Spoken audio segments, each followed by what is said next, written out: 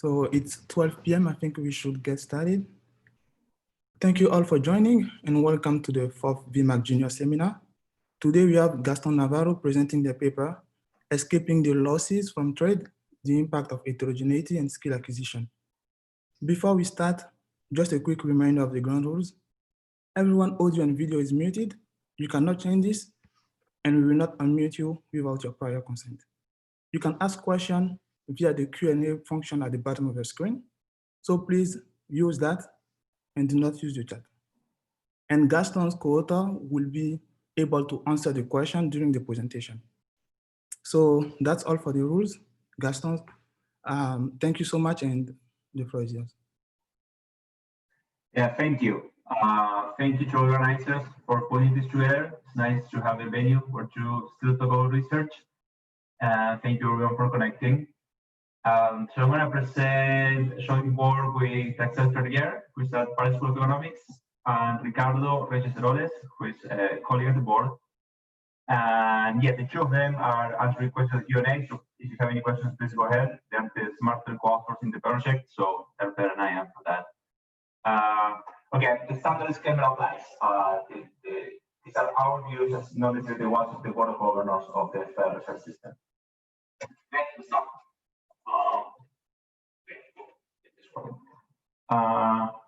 So this paper is about the welfare gains from trade.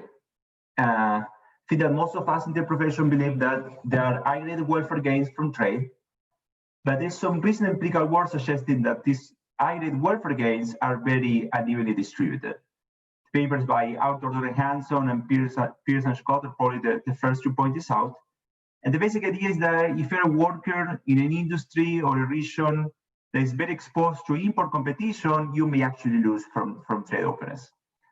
Similarly, if there's lower demand for your occupation or for your skills because of tougher import competition, then you may actually lose from trade openness. So there's been some recent papers trying to figure out what are the margins of adjustment that people can use in order to overcome these initial losses from trade openness. Some people have thought that things like regional migration, maybe go somewhere in the country where things are not that bad, and today that seems to be a little harder. Or an alternative would be a switching of industries or occupations, since that occupations and skills are important for the welfare gains of trade openness. Now, all these papers, they typically focus on sort of the current generation of workers, those workers that were already in the labor market when the trade openness shock arose. In this paper, we want to think a little bit more about the new generation of workers. Basically, those workers that were about to enter the labor market or just had entered the labor market once the trade openness process started. And in particular, I want to propose a new margin of adjustment for them, which is skill acquisition. Skill acquisition in this paper would refer to basically college. So I think about skill acquisition as a marginal adjustment for these new cohorts. And we basically going to have two questions. First of all, does trade openness actually affect college decisions? Is college actually a marginal adjustment for these guys? And second, what are the welfare consequences of this marginal adjustment in the short run and in the long run? So I'll answer this question basically in two steps. I'm going to show you some new evidence. I'll show you that the trade shocks induce. Sorry, we're going to do two things: evidence and model. The first question we're going to have is what are the effects of trade shocks on college enrollment, and we're also going to look about what are the labor market outcomes from these trade shocks, depending on whether college or non-college workers.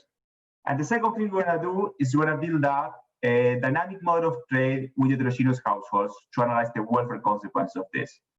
And the model is also basically going to be an Ayagari overlapping generation structure with costly education. And we're going to embed this OLG model in a multi-region model of trade with Hecht-Cherolin type of comparative advantage. So we're going to have multiple regions to think about how these trade shocks affect different parts of the country. And we're also going to add some costly switching across labor markets, very much in line with what others did in the past. So we also have that margin of adjustment in the model. Okay, so that's what we want to do. We're going to have some empirical part analyzing the effects of trade shocks on college enrollment, and then a model to analyze the welfare effects of this. This is what we find. we find that trade shocks are detrimental for labor market outcomes, especially for less educated workers. So if you are a high school worker, you suffer more than a worker who has a bachelor degree. Now, young cohorts respond to the trade shocks by acquiring more education, but this adjustment only comes from high-income families. So you need to be in a family that is wealthy enough or rich enough in order to actually afford to go to college. The model is going to be pretty much consistent with this evidence. So trade openness in the model will induce in the short run an increase in the wage premium that will lead to an increase in college enrollment, but the increase in college enrollment will happen only on wealthy households. Now, in the short run, the welfare gains of trade openness are going to be very unequal, very uneven, and mostly driven by region and sector, as well as wealth. Now, in the long run, things will be different. In the long run, they're only going to be welfare gains of trade openness, and endogenous skill acquisition will be key to have long-run welfare gains that are more equal across households. So the key advantage in introducing endogenous skill acquisition is that in the long run, it will make the welfare gains of trade more equal across households. Otherwise, they will remain unequal as in the short run. And I'll show you that. Okay, it's a bunch of very good papers. I'm just going to comment briefly. I'm going to borrow some of the structure of the literature that look at trade shocks and labor market adjustment, as Caliendo, Amparo, Arthur et al. There's some kind of papers on using heterogeneous household models in trade. Mike Wall has a few papers, can record as well, or setup similar to theirs. I'll point more about this as we go around. Okay, so this is the outline for today. I'm going to start talking about the evidence, then I'm going to go to the model and the calibration, and then I'm going to finish talking about the dynamics effects of trade openness. Okay, let's do it. Start with the evidence. So the shocks we're going to use are the ones computed by Autordon and Hanson. We don't have anything new to say about this. We're just going to borrow their shocks. I'm just going to briefly remind you how these shocks are computed, and then I'll show you how we use them. So they computed trade shock for different regions in the US, which they call an import penetration measure. And this is basically a weighted average of the change in Chinese imports into the US. So let me tell you with more details. This delta M that you see in red is the change in Chinese imports for a particular sector I in the US, and it's divided by the total number of workers in the US in that sector. So that's basically imports per worker. And then the weights I was mentioning is this thing in blue, is basically the share of workers in that region, in that particular sector, relative to total workers in that region. And then you add it up over sectors, and you have the import penetration measure for each region. So the way I think about this is as follows. If we're importing a lot of goods from China from a particular sector, and there is a region that has a lot of workers in that particular sector, that's a really bad shock for you. You're very exposed to that import competition. So they compute the shock for 722 regions, what they call the commuting zone. You think about it as a local labor market. And there are two ways of the shock. The first one from 1990 to 2000, and the second one from 2000 to 2007. The second wave, the shock is a little larger, is $2,600, related to something like 1,100. And the interquartile range also changed for the increase for the second wave. So you have changes over time and across regions. Okay, so this is how we're going to use the shock. We're going to run regressions of this type. On the left, we want to have some outcome of interest Y. I want to regress it on the shock, the import penetration measure, and some controls. And in particular, we're going to look at three different outcomes: employment, labor income, and college enrollment.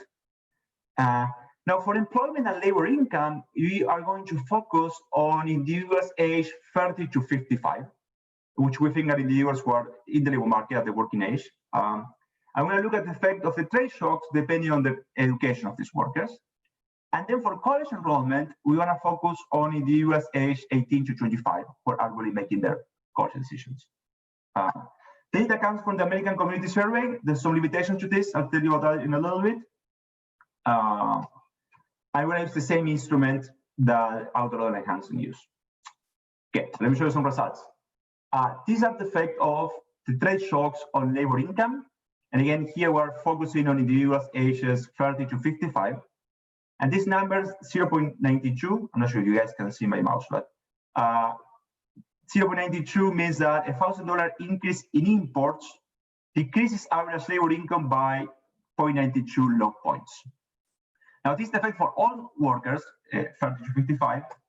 If you open it up between those that only have a high school degree and those that have some college, you see that the effect is much larger for those that have only high school. It's actually 3 times as large. If you even open the some college between those that have a 2-year program and those that have a bachelor degree, you see that there's basically no effect on those that got the college degree. So trade shocks are detrimental for labor market outcomes, especially for those with less education. So if you look at the same for employment, again, we're focusing on individuals aged 30 to 55. And you see that a $1,000 increase in imports decreases average employment by 73 basis points, but the effect is twice as large for high school workers, only with a high school diploma, rather than some workers who have some college. And again, if you look at those with either a 2-year program or bachelor degree, the effect now is statistically significant, but it's much smaller for them than for those that have only high school degree. Okay, so then trade shocks are detrimental for labor market outcomes, especially for those that are less educated. So we're thinking is that, think of someone who is 18, 19, who's finishing high school, and is in one of these regions that is very exposed to the trade shock. And you see that, people who only have a high school degree, they're not doing very well on the labor market. So that seems like you should have more incentives to go to college. So we do next is that we test college enrollment. And what we see is that, again, now we focus only on individuals 18 to 25. And we see is that a $1,000 increase in imports increases college enrollment by 19 basis points. And interestingly, the effect is somewhat delayed. So if you look at the effect on college enrollment even later on, say 10 years later on, the effect almost doubles. And the model we have something similar. It takes some time for people to catch up. It's a paper by Green and Lopresti that they look at some similar exercises by looking at high school completion, and they get similar results. Okay, so that's great. So college enrollment increases in response to the trade shock, but we're curious to know how this answer depends on the family characteristics, like income or education of the parents or things of the sort. And this is where we sort of hit the limitation with the ACS. Because the ACS counts college students as new households, so you cannot really link them with their parents. You cannot know what their parental income was or what education was and so on. The only thing that we can still observe is the commuting zone of last year, so the region where they were last year. And that's actually where we're testing enrollment. We are focusing on all individuals in the first year of college because we know where they were last year. But still, we cannot connect them to the family characteristics. Now, the CPS in that sense is a little better because the CPS treats college as being temporarily away. So we can connect any student to the original commuting zone, and we can also observe some of the family characteristics, like income and education, and so on. Now, this is a smaller sample than the ACS, but because we have individual level data, we can run individual level regressions. So this is what we're gonna do. We're gonna run the regression that is kind of very similar to what I ran before. It's a linear probability model on college enrollment. This E of NRT is a 0-1 variable. It's 1 if the individual goes to college, 0 otherwise, and these are individuals 18 to 25. And again, we're gonna regress it on the import penetration measure, the trade shock, but we're gonna interact that shock with the dummy depending on the income quartile of the household. So if the family's income is at the bottom 25% or 25 to 50, 50 to 75, and 75, and so on. So again, when I compute the effect of trade shocks on college enrollment, they want to have a different effect depending on the income of the family. And again, we are using controls at the region level, we're using controls at the family level, including income. Okay, so this is what we get. College enrollment increases, but mostly for top income households. If you look at households at the bottom of the income distribution, that's the first quartile, the effect is actually negative. If you look at the individuals in the middle, the effect is 0, and the only positive effect is coming from the top. So enrollment increases on average, that's what I showed you before, but the increases is coming from top income households. Now we're curious, this trade shock is particularly bad for families in the manufacturing sector.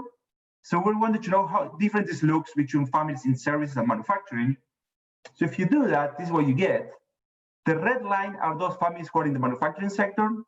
The blue line is the ones who are in services.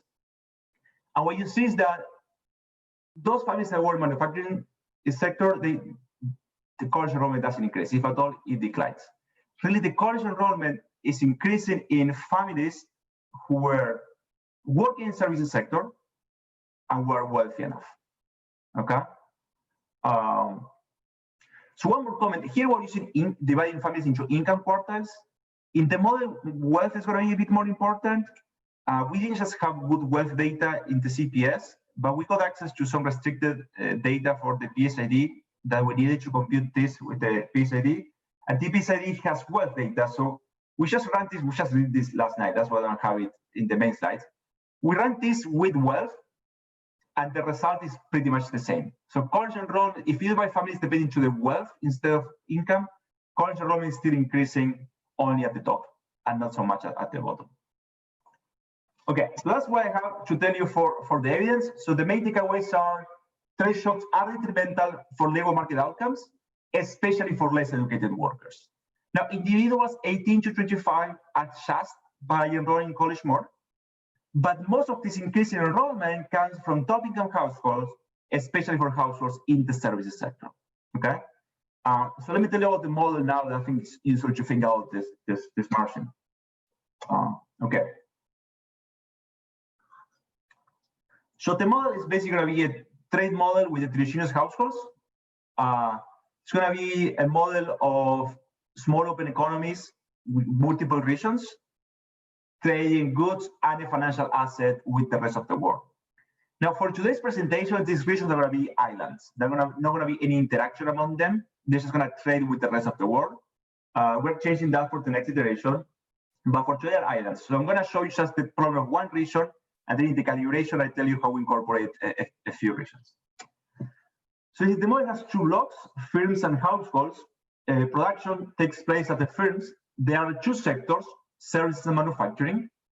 And within each sector, there are two types of goods, intermediate goods and the final good. Now, the intermediate good is produced with college workers and non-college workers, and this is the tradable good. This is what you can trade with the rest of the world. The final good is non-tradable, and is produced with the domestic intermediate good and an imported intermediate good. Okay, so the second block is households. Households and workers in this model are the same. There's a continuum of households that finitely live, and at age 1, when they're born, they make their education decision. And we assume that this is a one-time irreversible decision that you make at age 1. You can decide to go to college or not at age 1, and that's it. Now, at any point in time, you can choose in which sector to work, either services or manufacturing. You can switch any period, but there's a utility cost of switching. And both for the sector choice and education, we're going to add a preference shock that makes the problem a bit more tractable and is pretty much in line with what others did in this literature in the past. Now, at age JK, all these households have a newborn, they have a kid, and they make a transfer, an inter-vivos transfer to this kid. And they care about the lifetime utility of the newborn, so there's a big question of it. There's idiosyncratic labor productivity shocks hitting workers every period. They can save in a risk-free asset, and they retire at age JR, and that's non-stochastic. So let me start showing you the problem of the firms, and then I'll jump to the households, and then we go to some results. Okay, so this is the problem of the intermediate goods producer. As I was telling you, output is produced with it's a CS aggregator between college workers, LCI, and non-college workers. WC and WN are the wages for college and non-college. And this gamma here is the intensity of college worker in the production function. It's the weight on college workers. And the important assumption, we made two important assumptions. First of all, college and non-college workers are substitutes. This sigma parameter is larger than 1. But more important, we assume that services is more intensive in college workers than manufacturing. So this gamma parameter here the weight on college workers is higher for services than for manufacturing. And what this means is that if there's a decline in manufacturing relative to services, then it's going to be lower demand for non-college workers relative to college workers. And this will induce an increase in the wage premium. I'll show you that. Okay, so let me show you the final good producer. Again, the final good is produced with the CS aggregator between the domestic intermediate good and the foreign one, that's this star. Here's the profit maximization problem of the final good. Q is the price of the final good. P is the price of the domestic intermediate good, and P star is the price of the foreign intermediate good. And this tau star is an iceberg cost. It's basically a cost of importing goods from abroad. And we're going to move around this tau to change basically trade openness. This is going to be what controls the cost of trade. The important thing is this: the price of the final good depends on this iceberg cost tau. And if tau decreases, consumption goods become cheaper. That's the big advantage of trading. You get cheaper goods. Declining trade cost will induce cheaper goods. Okay, that's the parameter we want to move to control trade openness. So let me jump to the households now, and then I'll wrap up the model. The problem of the household, I'm going to start showing you the problem of the household when they're at the working stage. And this is really a standard consumption saving problem. There's not much new going on here. The only other thing is this switching across sectors. So let me show you this. So this is the value of a worker at age J who has assets A, productivity X, education level E, and is at current industry I. So let's look at the budget constraint. The household can buy consumption goods or save for next period. We assume that the price of those is Q. And the labor income is this wage that depends on the education of the household E and the industry where he's at. That's the productivity, his productivity, and H bar is the number of hours you can work. You also get your returns on your savings, and there's a bottom limit A bar.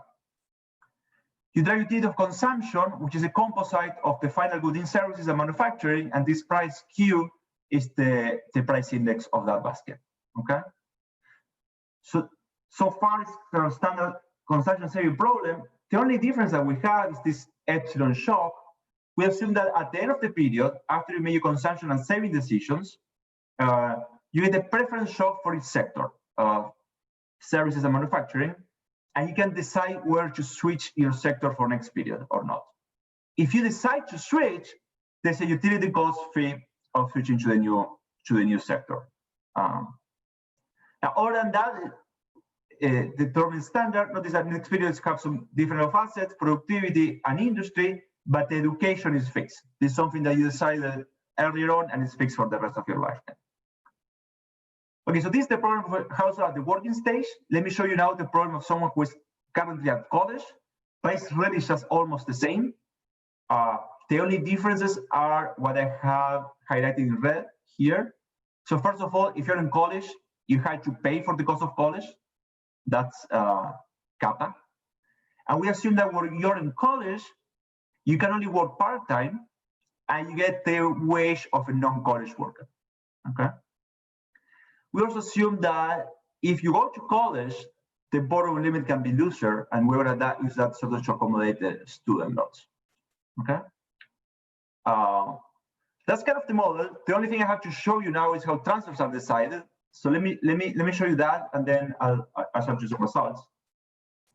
So this V0 is the value of a newborn who receives a transfer fee from their parents when their parents' productivity is XP and education level is EP.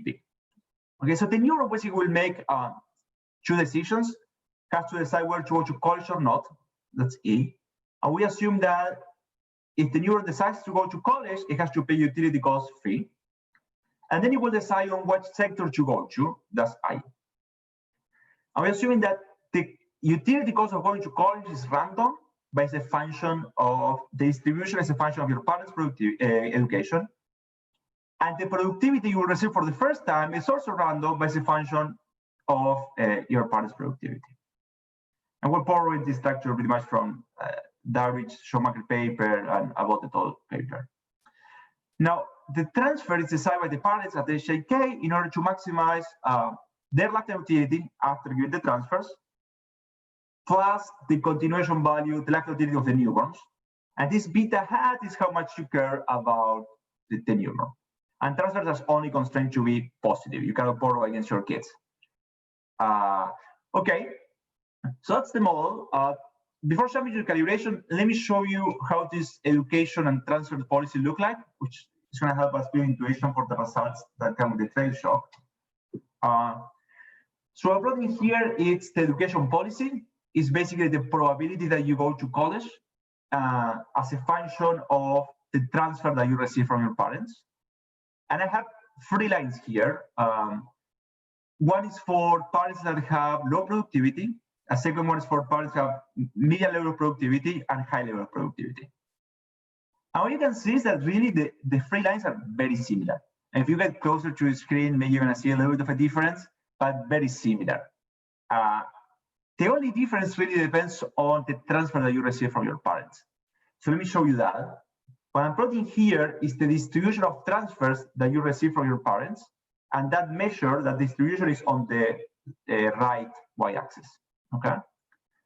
So you can see is that if you're born in a family with very productive parents, they give you very large transfers, and that this will make it very likely for you to go to college. If you have parents with high productivity, chances are they're wealthy, they have a good job, probably they have college education. Now, if you're born in a household which parent has low productivity, most likely you're gonna get very little amount of transfers, not enough to go to college. And I'm cutting here the distribution, this goes actually higher. So really, what really matters for the college decision is not so much the education policy itself, but the transfers that you get from your parents. That really matters a lot. And I'll show you how the trade shock really affects those transfers. Okay, very briefly on the calibration. In the paper, there are more details, but we want to assume that the period is basically 2 years. You work for about 50 years, and you have your kids somewhere in the middle. We're going to calibrate the discount factors to match a wealth over income ratio, and the utility parameter of your kids, this beta hat, to match the transfer over income ratio. We're going to calibrate the cost of going to college to match a college measure of 36% of workers. And we're going to play around with this utility cost. We want to make the mean of that to match an intergenerational education per system of 77%. We assume that those who go to college can borrow up to 50% of the cost of college, and they have 14 years after graduation to pay back for those loans. An important parameter, especially for the short-run gains and losses, is this sectoral decision, the cost of switching sectors. We're going to borrow a target from Artuch's paper. We're going to target an annual sectoral persistence of 97%, this at annual level. And the weight in the production function, when I use them to match the share of wages that go to college and non-college workers in services and manufacturing.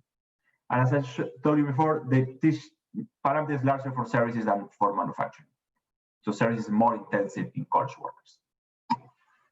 So let me tell you how sort of the main exercise we're going to make, how we want to model trade openness. We want to assume that at time 0, the economy is at the steady state with very high trading costs, very high iceberg costs, tau.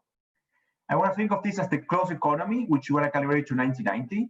And I'm going to choose this tau, this iceberg cost, to match a home bias in service and manufacturing as what we observed in 1990. And then at period 1, we'll assume that it's a trade openness shock, and the trading cost of manufacturers declines substantially. So this iceberg cost for manufacturing declines a lot. We're also going to move it a little for services in order to match our targets, but the large decline comes from imported manufacturing goods. And again, this is sort of an MIT shock. This is a sudden and permanent shock. It was unexpected, but it's perfect foresight after that. And the economy slowly sort of converges to the new stage over time. I want to calibrate this decrease in the trading cost to match a new open economy, new steady state with home bias shares as what we observed in 2010, which is a substantial decrease, especially for manufacturing. Okay, so I showed you so far basically like one region in the model. for the exercises, we're going to have 3 regions. One is very exposed to the region, high exposure, mean exposure, and low exposure. So what I do is this: when I take all the regions that we have in the data, all the commuting zones, I'm going to look at those that have the highest share of manufacturing workers, basically the highest share of workers in the manufacturing sector. We're going to look at the region with at the top 50% of manufacturing share, and when I match in our model the share the share of manufacturing of workers in the manufacturing sector. Same, the low exposure region, we're going to look at the regions that have the lowest share of manufacturing workers, and we're going to match that in our model. And we're going to have an intermediate case with the mean exposure, in which we're going to match the average share of manufacturing workers across all regions. To do this, we need to play around with the productivity parameters, the range of these productivity parameters, but I want to set the level so that income per worker is sort of the same across regions. This is probably not realistic, but I want to kind of remove initial difference in income or wealth. The initial distribution of wealth is kind of similar across the 3 regions. Okay, so let me show you the results. There are basically 4 results I want to show you. First of all, I want to show you how the trade shocks has different effects across the regions. Then I'm going to tell you what happens with college enrollment and who goes to college more.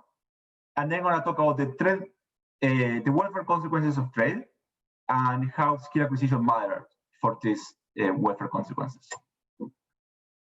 Okay, so what's happening here is that after the trade shock, you have a switching of expenditure from domestic expenditure from manufacturers to services.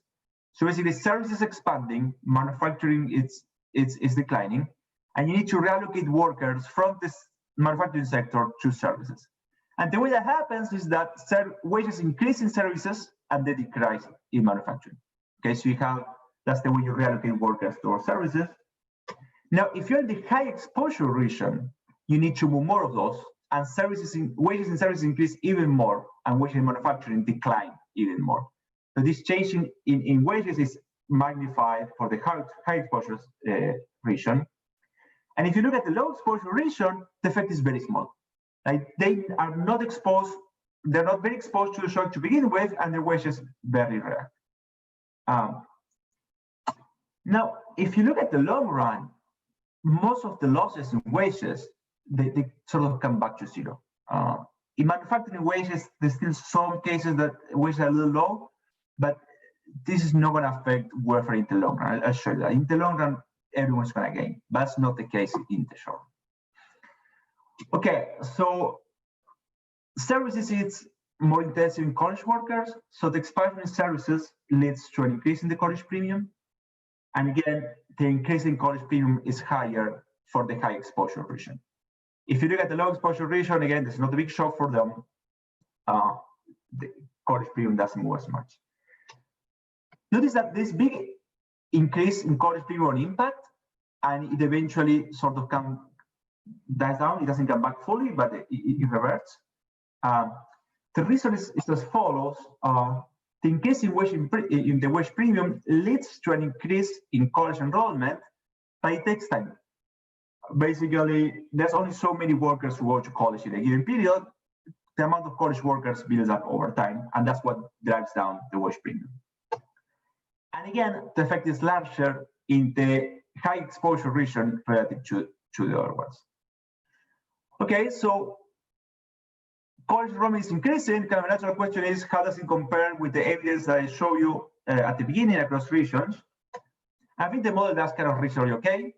So each of the dots are the change in college enrollment for each of the regions, and the black line is the data, and that's the regression that we had at the beginning. Remember that it was a different diff, so I can really put the level kind of wherever I want. So I'm going to put it on the median exposure region. And what you can see is that the model generates kind of a very reasonable comparison with the data. I mean, the high exposure region is also a little bit short. It would be nice if you would be closer to the black line, but for some reason it's not targeted. I think we're happy with this. Okay, so college enrollment increases. The question now is, who goes to college more? So let me show you that. I'm going to focus from now on the low exposure and the high exposure region. On the left, I have the change in college enrollment for the low exposure region, and on the right, I have the change in college enrollment for the high exposure region. And I'm showing you the change in college enrollment by wealth quartiles. And what you can see is that college enrollment increases mostly in the region, on the high exposure region, and mostly for wealthy households. So this is very similar to what we show in the data. There is an increase in college enrollment, but it's coming really from those families at the top of the wealth distribution. Now, let me show you what happens. Let me focus on the high exposure region. That's where the action is. And let me show you what happens between service and manufacturing. So here on the left, I have college enrollment for services, meaning parents who have a kid that parents are in services. And on the right is for families who are manufacturing. And what you can see is that college enrollment increases for those families manufacturing, only for those who are at the top of the wealth distribution. Otherwise, it will decrease. And for services, they increase pretty much for everyone. And again, this is the same type of sectoral differences that I show you in the empirical part. Now, on impact, then college enrollment is actually increasing inequality, because only those who are wealthy or got the good part of the shock can actually go to college more. However, if you look at what happens after a generation, they sort of make it up. And this is something that's going to come over and over again when I show you the welfare results. After a generation, even if you're born in a family in the manufacturing sector, and even if you're sort of poor, you make it up. You end up going to college even more than before. I'm going to show you that what's really behind this result is what's going on with transfers. So let me show you that. Again, I'm focusing only on the high exposure region. On the left, I have services. On the right, I have manufacturing. And I'm plotting the change in the transfer that parents give to their kids, again, as a function of the wealth quartiles. And what you see is that, if you're in services, life is good. You get higher wages. You can afford to give larger transfer to your kids. But if you're in manufacturing, that's not the case. Whereas they're coming down, so transfers are coming down. Now, here you can see where the wealth distribution is really playing a role in the model. For workers in the manufacturing sector, wages are coming down for everyone. Now, if you're at the top of the wealth distribution, you can probably smooth this out. You have enough savings, and at the end of the day, going to college is better now because the wage premium is higher, so you really want to give enough transfer to your kids for them to go to college. So if you're at the top of the wealth distribution, even if you're manufacturing, you can smooth it out.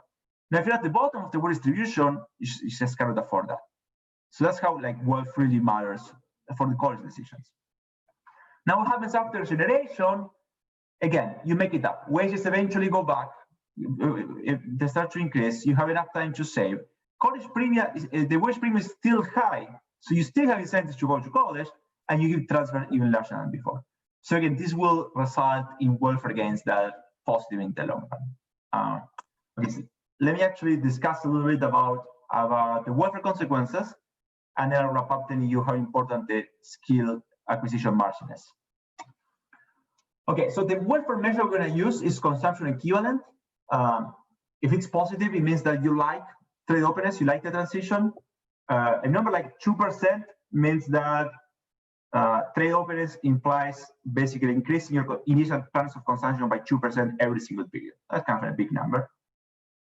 And what you can see this is, again, so I have consumption equivalent for the low exposure region on the left and the high exposure region on the right. For the low exposure region, this is a small shock. There are welfare gains. Consumption goods are cheaper, but they're not as large. Most of the welfare gains are coming from the high exposure region. But these positive numbers are actually masking a lot of heterogeneity. So let me open this by education and industry. And this is what you get. For the low exposure region, this is still, you get positive welfare gains. They're small. They're very similar, regardless if you're college or not, or you're in service or manufacturing.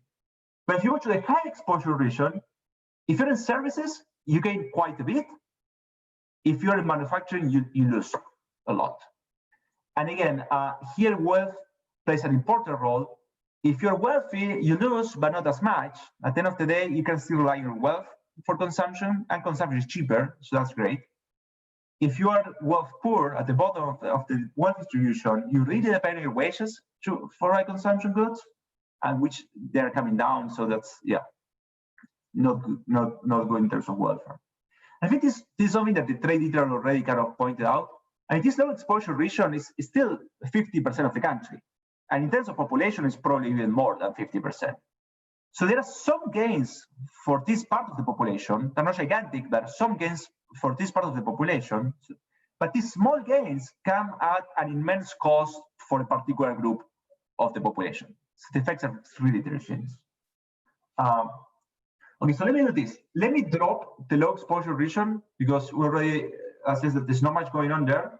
Let me focus on the high exposure region, and I'm gonna move the welfare equivalent for services to the left, and I'm keeping manufacturing on the right. And again, I'm only focusing on welfare gains for the high exposure region. And so these are the gains basically on impact. At the period of the shock, this is what happens after regeneration. Again, after regeneration, you make it up. So the transition is really important because at the beginning of the transition, a lot of people are losing. But when you look at this after regeneration, everyone is happier with trade openness. And not only are happy, the welfare gains that are much more equal. If you're in services or manufacturing or college or non-college, the welfare gains actually are much closer than what they were before. And I argue that for this equalization of welfare gains in the long run, the endogenous skill acquisition is super important. Super important. Okay. So let me do this now. I want to tell you how important this skill acquisition margin is for this long run welfare gains that I was just mentioning. So this is what I'm going to do. We're going to solve a different model, an alternative model where education is fixed. But we're going to keep it as close as possible to what we had so far. This is what I'm going to do.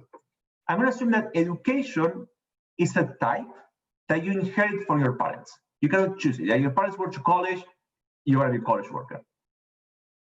The education type is still constant over the lifetime. You still have to go to college and pay for college.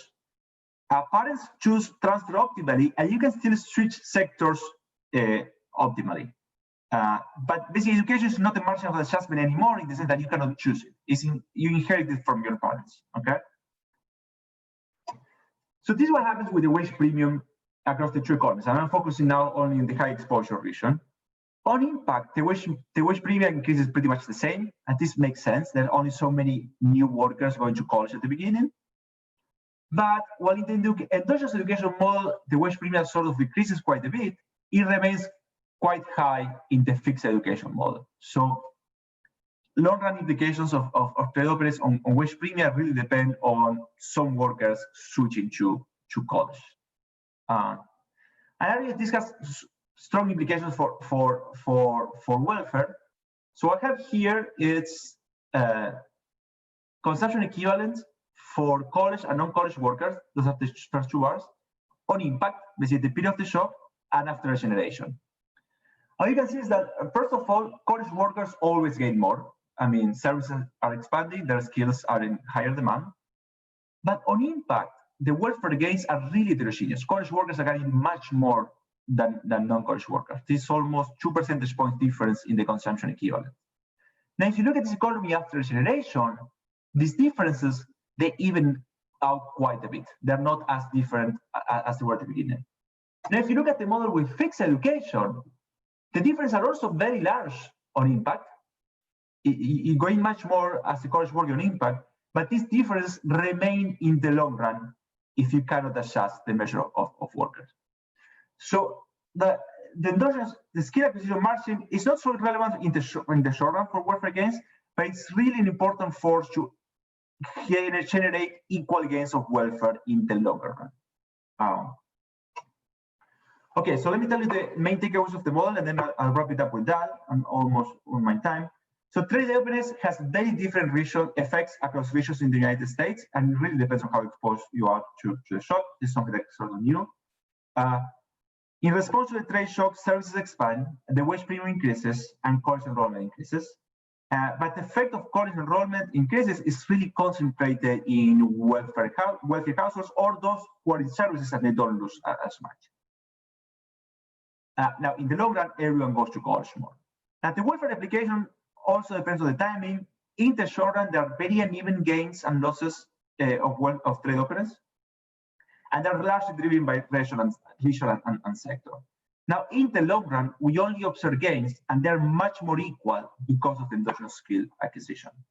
Yeah, that's pretty much what I have. I show some evidence that trade shocks are more detrimental for less educated workers, and they induce an increase in course enrollment, especially for high-income families and those in services. The model I show is consistent with this evidence, and endogenous education really matters for the welfare implications in the long run. So we're doing some next steps. What I've already shown you. We are going to use wealth data from the PSID. We got the first result last night, actually, but they're looking pretty good and in line with what we have. We already have a version of the model in which we integrate all regions and we allow for migration across regions. We didn't show that today because we're still working on the calibration. But I think that migration is important, especially because we can show that the trade shocks actually induce migration for the younger cohorts. In the US, 18 to 25 actually moved in response to that to something that we think we want to incorporate in the model. And yeah, regarding the regions, we are targeting the regions more specifically to some areas of the US. So that's it. Yeah, thank you.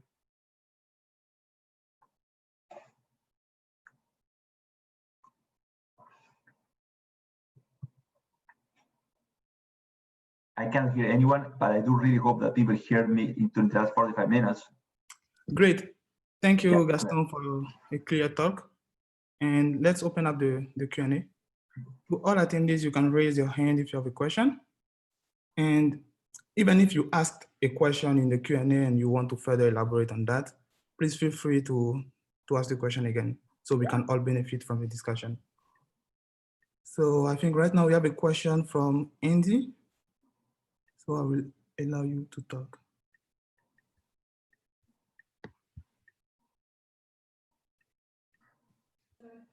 Hola, Gaston. Really nice paper. I have a question for you. If you're at the beginning of the world and you open the economy and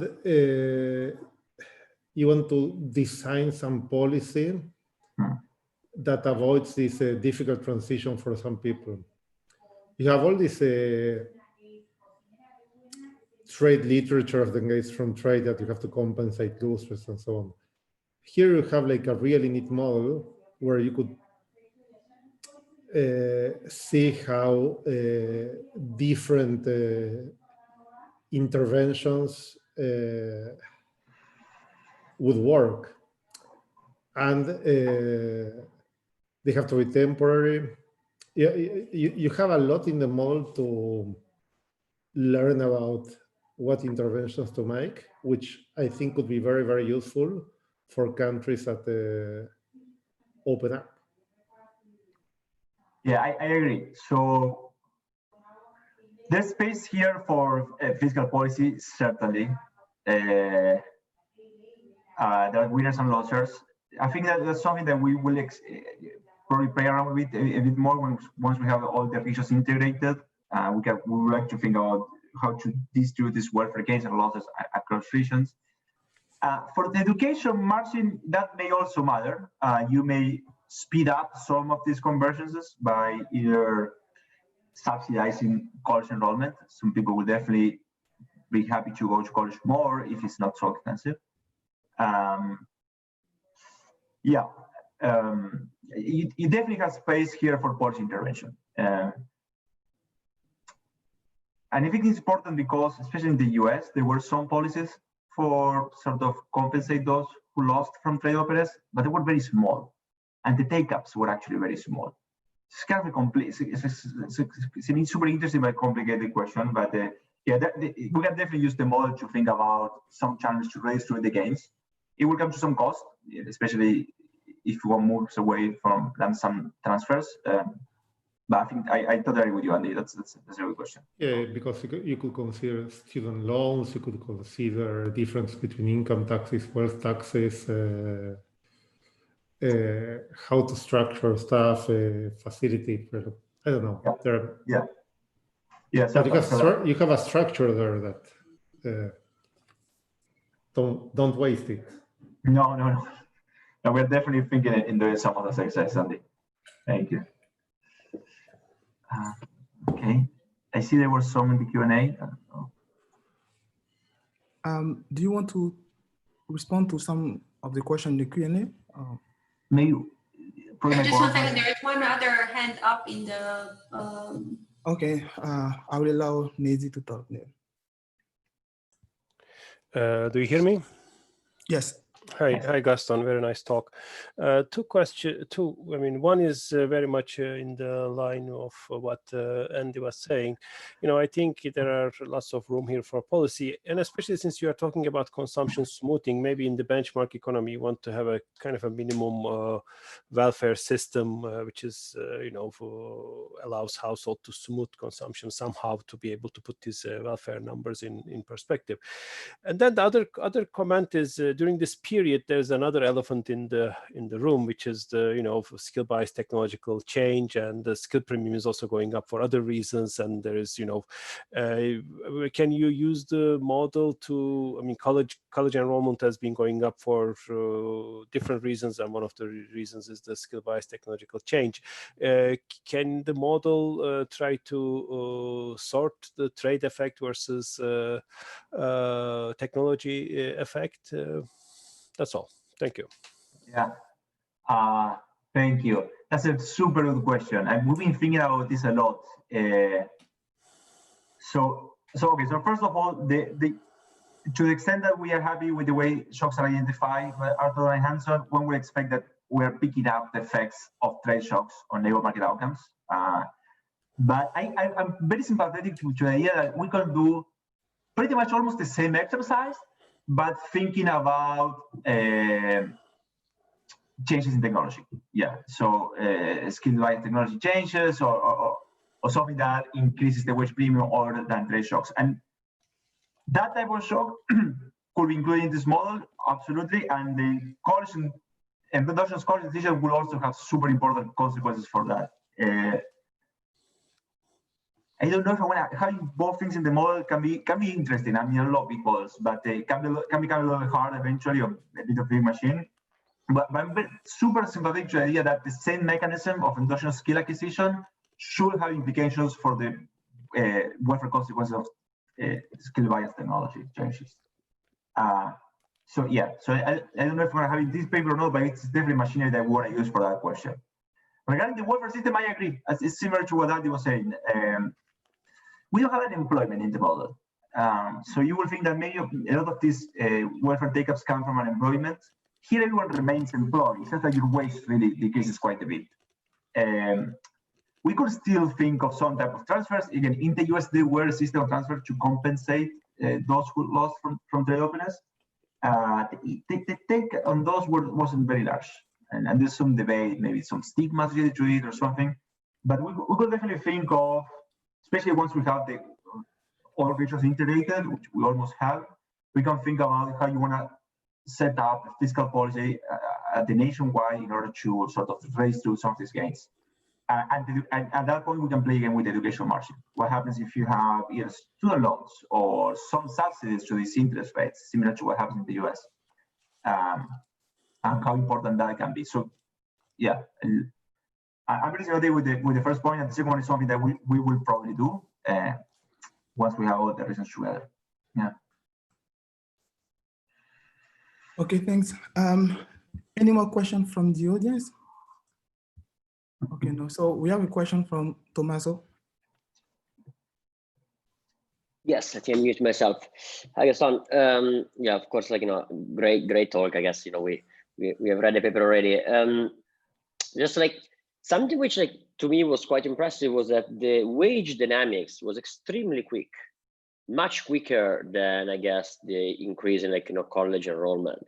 And so I'm speculating that I guess that is probably driven by like reallocation across sectors. But I was wondering, like, if you can like comment a little bit on that, and whether maybe actually that gives some you know, external validation that you can do it. I suspect that given like your structure and adjustment cost, you should see that a lot of the reallocation comes from like, you know, the younger cohort. I was wondering whether, like, you know, you thought along these lines or not. Yeah. So I hadn't thought about, and I think it's a good idea, something that we'll check. I hadn't thought about so the timing of these changes in the model versus the data. To be honest, in the data, we typically look at 10-year changes. So there's only so much we could do about the dynamics. But at this point, we could look about a bit more. Now, this dynamic still takes about 15 years since the period of the shock.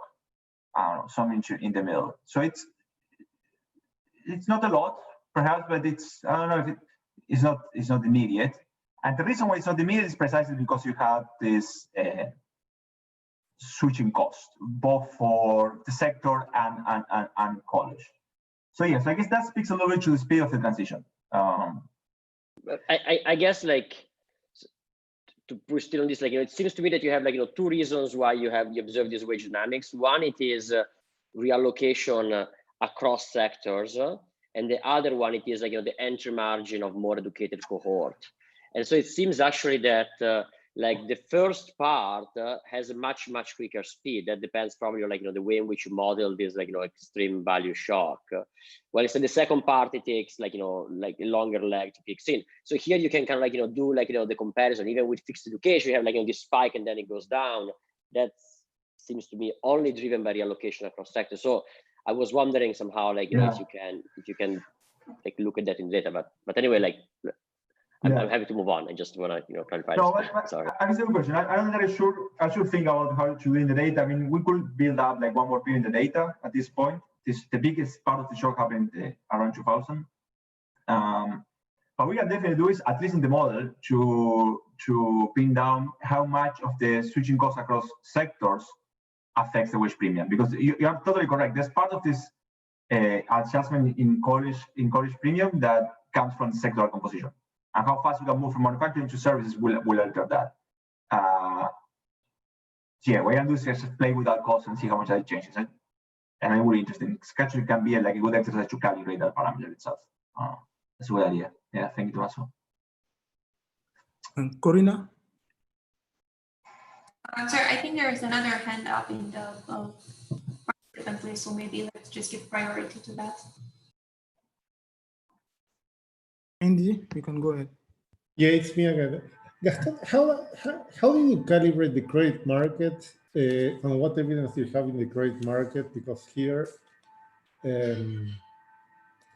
if the wealth of the parents is having such a huge effect, there is like a big distortion in financial markets. So how did you deal with that in the data, in the model, and aligning the two? Yeah, super good question, Andy. So just like two things on that. First of all, this is a small open economy.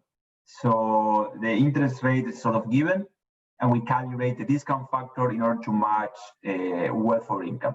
So that is basically kind of an average level. Now, reality distribution, you can be, in this model, you can only borrow to go to college. Otherwise, you cannot borrow. The borrowing limit is 0. I should have said that, sorry. And you can borrow as much as you want to go to college. To go to college, you can borrow up to 50% of the cost, and then you have 14 years after you graduate to repay that. So you can still have a negative balance after you graduated from college, but it's because of a loan that you took during college. Other than that, you cannot borrow. We will check what happens if we relax that a little bit. So you have to pay half of the cost of college with cash. Yes, or you can work during college and you receive transfers from your parents. And the cost of college? It's not that high, to be honest. We look at the average in the US. I mean, some courses in the US are much more expensive than others. On average, it's between 10 and 15% of your income in the period. The income in the period is 2 years. So we target that number. It's actually, I think it's 10%. Excel will notice better. I think it's 10%. Yes, I think it's 10%. What's maybe worth saying is that we calibrated to the end of the 80s. So the cost of college was much lower by then than what it is now. So it has increased as well. So if at all, we are I would say we are conservative. Yeah, the cost of college for sure. And then, typically in these models, we don't have anything different than many of these models. We kind of miss the right time. But I think we do kind of okay on the left tail. If at all, I think in the data, if you look at sort of things like liquid wealth, you will have much more people closer to the constraint than what we have. But yeah, but definitely loosening a little bit that border limit could be an interesting exercise. Great. Any more questions from the audience?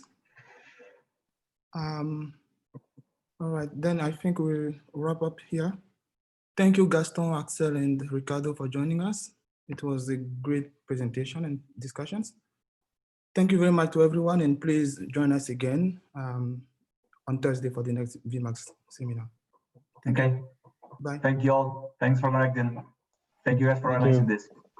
Thank you very much.